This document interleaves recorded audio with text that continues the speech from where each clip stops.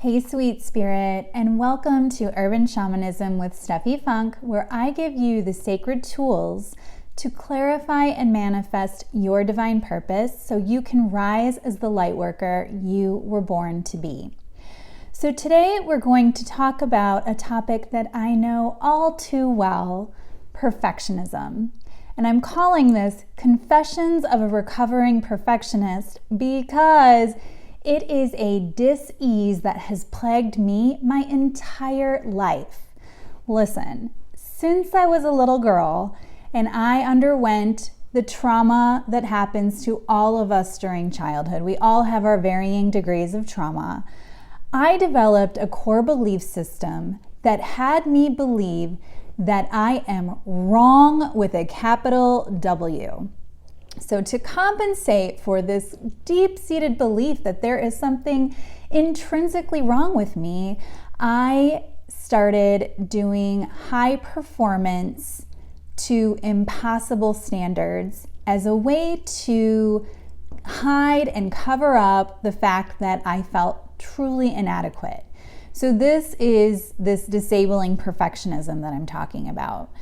And I want to get into it today to walk you through a few things. And I have notes in front of me, by the way, because I want you to see that you don't even have to have your videos perfect, right?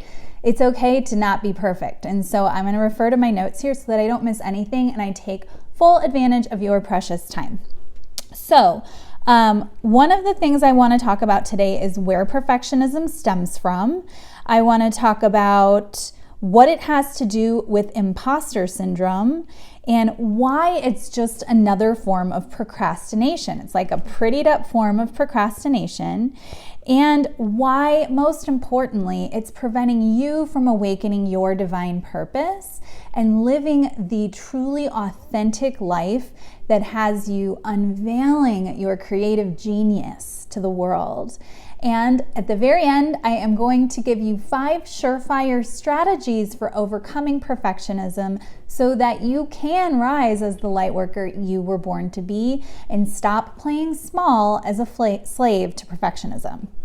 Okay, so like I said, I am so clear on how this has shown up in my life. And here's a few ways that it has shown up for me. First, it has kept me playing in the stands instead of in the game, right? Because as a perfectionist, I'm afraid to try anything because I feel like I have to get it perfect, and perfect is an impossible ideal. So I stay in the stands, wishing, dreaming, hoping, manifesting, instead of actually being in action towards my higher purpose. And it turned my life into a series of some days. Some days I'll do the work that I was really someday I'll do the work I was really put here to do. Someday I'll know enough to fulfill on this little desire in my heart. And the truth is that perfectionism keeps us playing small out of a serious fear of failure, right? So this is why perfectionism is really just another form of procrastination. When we're stuck in analysis paralysis and we're overthinking, we put off doing what we know that we were put here to do, and it kind of excuses us from having any responsibility for doing it. So in a way, we like it because it keeps us safe, though we're not really safe because it's really just a defense mechanism based on fear that, like I said before, keeps us small. Also, perfectionism stems from a trauma in our childhood. So I mentioned that at the beginning. My parents got divorced when I was 3. It had nothing to do with me, but in my 3-year-old self, I felt like, oh, there must be something wrong with me that my parents split up, right? Wrong. I'm wrong with a capital W. So even when trauma has nothing to do with you, when it has to do with the adults in your world or their own conditioning and their own areas that they may be in their own fear, it as our children's selves, we don't have the capacity to be able to differentiate between what's ours and what's the adults in our world. And so we tend to internalize that and develop, deep core beliefs about who we are and how the world works. And they're just not true. But perfectionism is an adaptive mechanism that helps us cope with those feelings. So like I say, my perfectionism is really just like putting a lipstick on a pig in a way, because it's really just covering up like the deep, dark wrongness that I feel inside. And that's true for all of us, and for all of our negative limiting beliefs, is that they're based on childhood, and that's where they come from, but they don't serve us any longer, and they do keep us small. So, okay, I wanted to share with you what it has to do with imposter syndrome. So imposter syndrome is widely known, and you may or may not know that it's very, very common. And imposter syndrome shows up as we do the work in the world that is ours to do, we actually feel like a fraud. Okay, so we're like, who am I to be sharing this with the world? I don't have this perfect. I don't have this right. I should know more. I should have this more figured out, So perfectionism and imposter syndrome go hand in hand. And this is why it will serve to derail you from fulfilling on and awakening your divine purpose. Because if you believe you are a fraud, if you believe you have to get it right, do you see how disabling that is? It's like you don't have any space to move in to the realm of the unknown, because the unknown is messy. The unknown is not perfect. And so it's just really good to have that awareness that perfectionism and imposter syndrome go hand in hand, and that they're totally and completely normal. Even people who have mastered their crafts and they have, spent over those 10,000 magic hours of perfecting their craft, they still have imposter syndrome. So if you are feeling like, oh, I need more education, or I'm not enough to do this, you are not alone. You are in good company, okay? And that doesn't mean you're not supposed to do it. It just means you have some little fears that you get to work with that are keeping you playing small. So in the end, perfectionism will just keep you playing small. It will keep you out of the game and keep you away from your hero's journey and doing the work that you were really put here to do. And you very likely have an inner whisper of something that's like, I would love to do that, but that seems really irrational. And perfectionism is one of those defense mechanisms that will keep you out of it. As an example, I put out weekly content every week in the form of this episode, Urban Shamanism. I have had to overcome major perfectionistic hangups about doing these videos and getting this workout, because if I let perfectionism win, I would never get anything out, right? Because nothing is ever perfect. And case in point, this video is not perfect. But that leads me into the 5 strategies that I have used to overcome perfectionism. And I will say, remember at the beginning I said I'm a recovering perfectionist.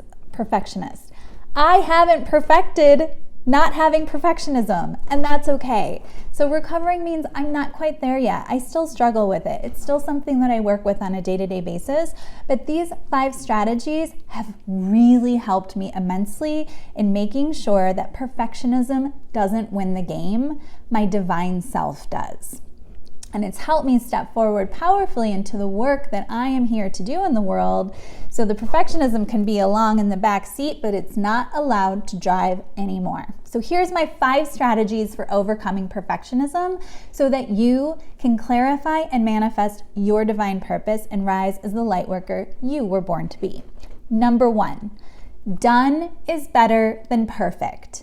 Okay, so anytime you find yourself hung up on, oh, I can't put this out in the world, I can't, whatever, even if it's just writing an email or a text message. Like, text messages used to take me like 30 minutes to write because I felt like I had to get it perfect. Just remember that mantra, done is better than perfect.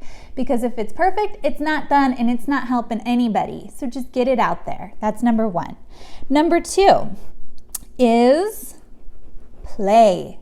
So I want you to embrace that inner child who developed the perfectionistic belief And remember that we are here to play. We're here to be human. We're here to get messy. And that gives us license to approach anything in our lives from a place of experimentation. There's no such thing as failure, right? Businesses don't fail. Owners give up, right? So the idea is just play and experiment and let go of this idea that there is such a thing as success or failure, because our fear of success is often even stronger than our fear of failure. So just let go of those ideas completely and just play and experiment. Next, invite in divine grace. Remember, our Creator is perfect. We don't have to be. We were made in the image and likeness of our Creator, and our Creator loves us impossibly, unlimitedly. So just play in grace, invite in grace. Anytime you do something where you feel like, oh, I didn't get that right, or you find yourself feeling ashamed or beating yourself up, which is a huge indicator of perfectionism, then just invite in divine grace. Spirit, help me play in the space of grace and to release this and move on. And you can even send blessings back to whatever the event is that has you all hung up, because just sending those blessings back will heal any sort of transgression that you feel you may have done and actually improve the energy of the exchange, even in retrospect, because that's just the way time works in the energetic field. So just send some blessings back, invite in some grace, hand it over to Spirit, and remember, you don't have to be perfect. That's not what you were put here to do.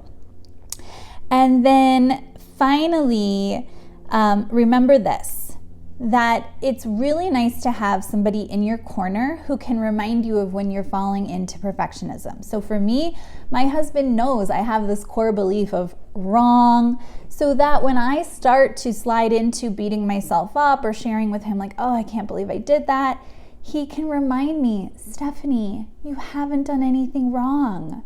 Be easy on yourself. Stop being so hard on yourself. And just that reminder can be enough. Or even this video, save this video and let this be a reminder, because in those moments we really tend to forget, and it's so nice to have somebody in our corner, support in our corner, that can remind us that we are enough and we haven't done anything wrong. Let me just make sure I've got all my 5 things here.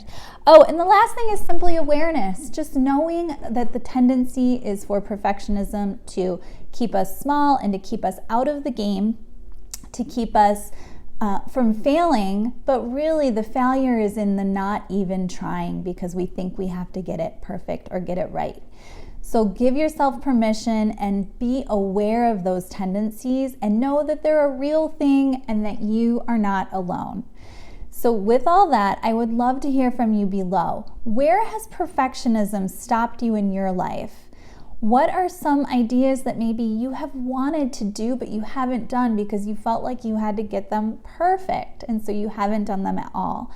And which of these 5 strategies that I've shared with you, from done is better than perfect to playing and experimenting instead of defining things in terms of success and failure, to inviting in grace from our Creator, to getting some support and help in your corner to remind you that you haven't done anything wrong, to simple awareness about perfectionism and the way that it can really derail you, has been the most helpful? And which one do you feel will free you the most to really birth your authentic, true self into the world? Because when we're not tied to perfectionism, that frees us to create simply for the sake of creating, unattached to what anybody thinks or any sort of need for validation in the world, because we just simply allow ourselves to be human and be enough. With that, sweet spirit, it's been a pleasure being with you this week, and I can't wait to see you for next week's episode of Urban Shamanism. I will see you then.